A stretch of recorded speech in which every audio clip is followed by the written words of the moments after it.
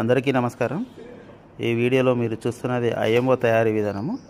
IMO తయారీ కొరకు ముందుగా రైస్ను వండుకోవడం జరుగుతుంది. ఆ బాక్స్ ఫిల్ చేయి రాహుల్.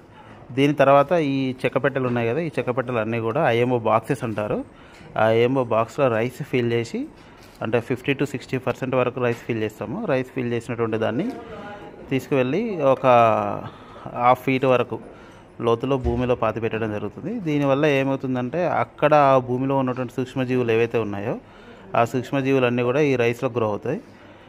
ఒక 2 to 3 days తర్వాత, ప్రజెంట్ ఉన్నటువంటి వెదర్ కండిషన్కి 2 days సరిపోతుంది. చలికాలం ఎక్కువగా ఉన్నట్టయితే మాత్రం 2-3 days వరకు ఉంచాలి.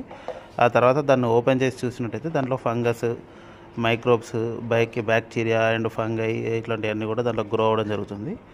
ఆ గ్రో అయినటువంటి దాన్ని IMO 1 అంటాము. ఈ IMO 1కి సరి సమానంగా బెల్లం కలిపినప్పుడు అది IMO 2గా కన్వర్ట్ అవుతుంది. IMO 2 వచ్చేసరికి మళ్ళీ దాన్ని ఒక 15 days అట్లా ఫెర్మెంటేషన్ చేస్తే IMO 2 రెడీ అవుతుంది. IMO 2ని డైరెక్ట్గా వాడుకోవచ్చు.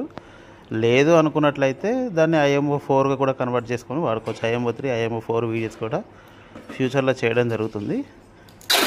మా ఛానల్ని కనుక మీరు మొదటిసారి చూస్తున్నట్లయితే కంపల్సరీగా సబ్స్క్రైబ్ చేసుకోండి. ఇలాంటి వీడియోస్ మీకు మరెన్నో షేర్ చేయడం జరుగుతుంది. Thank you all.